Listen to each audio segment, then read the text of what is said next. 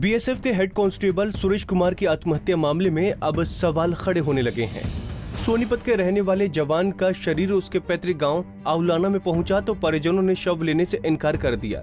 परिजनों का कहना है कि घर में किसी भी तरह की कोई परेशानी नहीं है, इसलिए सुरेश आत्महत्या नहीं कर सकता।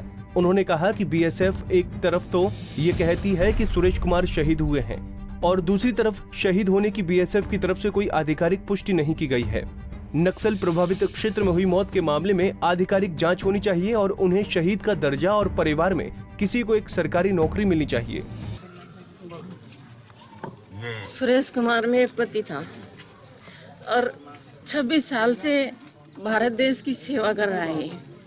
जो 26 साल तक इन्होंने ईमानदारी से सेवा की है तो ये अपने आप सुसाइड कैसे कर सकता है? ये नहीं कर सकता। किसी तरह का हमारा घरेलू झगड़ा नहीं था, कोई हमारे घर में किसी तरह का भी क्लेश नहीं था।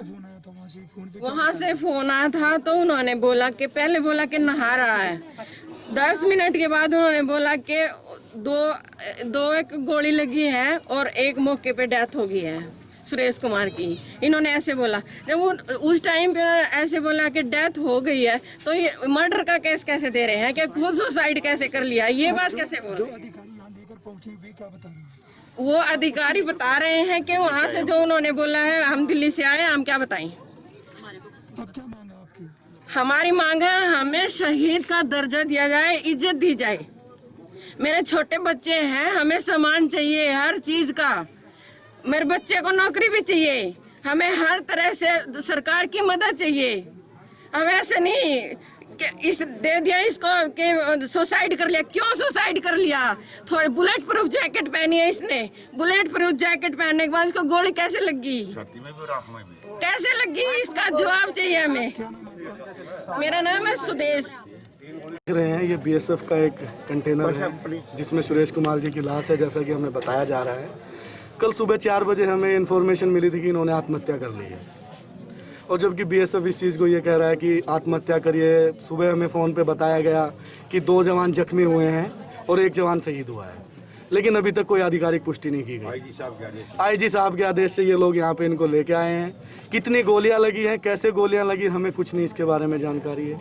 हम लोग बैठे हुए हैं कि डीजी जो बीएसएफ हैं वो इस चीज़ की पुष्टि करे कि ये शहीद हुए हैं और इन्हें जैसे शहीद के लिए राजकीय सम्मान के साथ अंतिम संस्कार होना चाहिए वैसे इनका किया जाए।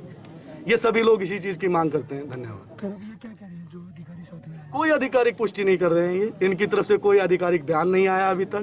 कल से 10 राष्ट्रीय लेवल के जो समाचार पत्र हैं उनमें ये प्रसारित हो चुका है कि औलाना के जो सेना के जवान हैं उन्होंने आत्महत्या कर ली है। इससे बेइज्जती तो इतनी हो रही है कि हमारा तो डूब के मरने का मन कर रहा है। क्या करें हम लोग? जो अधिकारी इनके साथ आए हैं उनसे कुछ बात की हो आपने? वो कोई आधिकारिक बयान देने को तैयार नहीं है। कैमरे के सामने वो आने को तैयार नहीं है। वो कोई आधिकारिक पुष्टि करने को तैयार नहीं है। हम सिर्फ यही चाहते हैं कि डायरेक्टर जनरल बीएसएफ जो हैं, आईजी बीएसएफ जो हैं, वो इस चीज़ की पुष्टि करे कि सुरेश कुमार जी शहीद हुए हैं और उन्हें शहादत का जो दर्जा मिलना चाहिए वो मिले। वहीं पार्थिव शरीर को लेकर घर पहुंची बीएसएफ के इंस्पेक्टर मनोज कुमार ने कहा कि हमें दिल्ली से भेजा गया है और इस मामले की जांच चल रही है। जांच के बाद ही खुलासा हो पाएगा। आप जहाँ से ये डेड बॉडी चली आप वहाँ से आए हैं? आप तो बता सकते हैं जो जैकेट पहना था इसने तो गोली इनको कैसे लगी? मैं पहुंचाने के लिए इनको आया हूँ, बाकी इंक्वायरी चल रही है। जो होगा फाइनल पता चल जाएगा।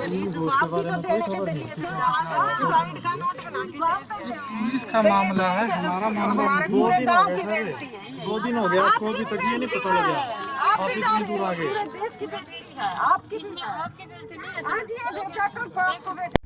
बता दें कि सुरेश कुमार बीएसएफ की 157 बटालियन में छत्तीसगढ़ के कांकेर जिले में बतौर हेड कांस्टेबल तैनात थे।